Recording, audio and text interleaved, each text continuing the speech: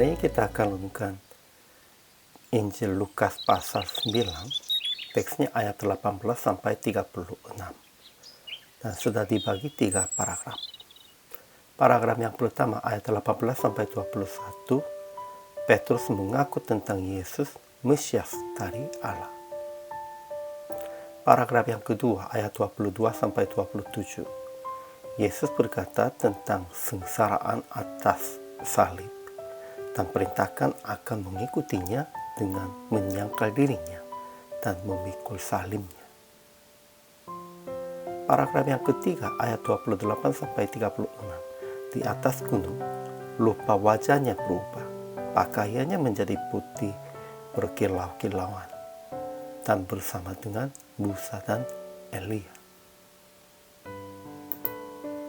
Kesimpulan hari ini, ketika Yesus bertanya, kata orang banyak, siapakah aku ini? Jawab merekanya, Yohanes Pembaptis, Elia, ada pula yang mengatakan bahwa seorang dari nabi-nabi dahulu telah bangkit.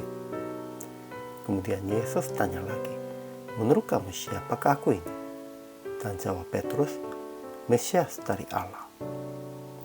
Namun Yesus melarang mereka supaya mereka jangan memberitahukan hal itu kepada siapapun, dan berkata akan menanggung banyak penderitaan, lalu dibunuh dan dibangkitkan pada hari ketiga.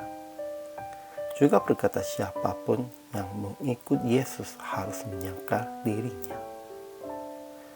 8 hari kemudian, Yesus naik ke atas gunung dan rupa wajahnya berubah. Ia berbicara dengan Musa dan Elia tentang kematian di Yerusalem. Ketika Petrus, Yohanes, Yakobus yang tertidur dan bangun itu berkata akan mendirikan 3 kemah di atas gunung. Ajaran tentang Allah. Pertama, Yesus adalah Mesias dari Allah, tetapi Yesus melarang mereka bahwa jangan memberitahukan hal itu kepada siapapun. Kedua, Yesus memberitakan kepada murid-muridnya bahwa ia akan disengsarakan di atas salib, mati, dan akan bangkit pada hari ketiga. Dan perintahkan akan mengikutinya dengan menyangkal dirinya dan memikul salibnya. Ketiga, Yesus berubah di atas gunung. Ia bersama dengan Musa dan Elia. Juga ada suara dari awan, inilah anakku yang kupilih, dengarkanlah dia. Ajaran tentang manusianya. Pertama, murid-murid berkata tentang Yesus, Yohanes Pembaptis, ada juga yang mengatakan Elia, ada pula yang mengatakan bahwa seorang dari nabi-nabi dahulu telah bangkit. Tetapi Petrus berkata, Mesias dari Allah. Itu tidak mengertinya dia sendiri, karena Tuhan mengertikan, Tuhan membuat law kepadanya supaya mengerti tentang Yesus. Kedua, Petrus, Yohanes, dan Yakobus naik ke atas gunung bersama dengan Yesus, dan mereka melihat yang Yesus telah berubah, itu bentuk mulianya. Ketika Petrus berkata akan dirikan 3 kemah untuk Yesus, Musa, dan Elia, tetapi tidak tahu apa yang dikatakannya itu. Maksudnya, mereka hanya fokuskan di dunianya. Mereka ingin mendirikan kemah untuk di dunia ini. Namun Yesus sudah memandangnya hanya surga.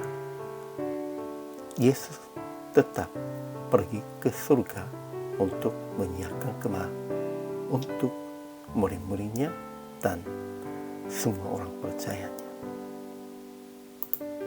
Jadi aplikasi hari ini. Pertama, mengaku iman tentang Yesus sebagai Mesias dari Allah dan Juru Selamat kita. Kedua, mengikuti jalan Yesus dengan menyangkal diri, memikul salibnya sendiri, dan mengorbankan kebaikan dari Tuhan. Ketiga, jangan usaha mendirikan kemah di dunia ini. Usaha akan membangun kemah di surga dengan memberitakan Injil dan melayani orang-orang. Inilah penting. Kita harus membangun kemahnya di surga dengan memberitakan Injil menyebarkan kerajaan Allah dan melayani orang-orang yang lain yang perlu pertolongannya. Sehingga PR praktik hari ini, jangan usaha akan mendirikan kebaikan, status tinggi, kekayaan di dunia ini. Usaha akan membangun kemah untuk selama-lamanya di surga dengan menyangkal diri dan melayani dengan mengorbankan diri. Hari ini kita harus mendirikan kemah di surga. Hari ini juga selama melayani, Tuhan Yesus memberkati.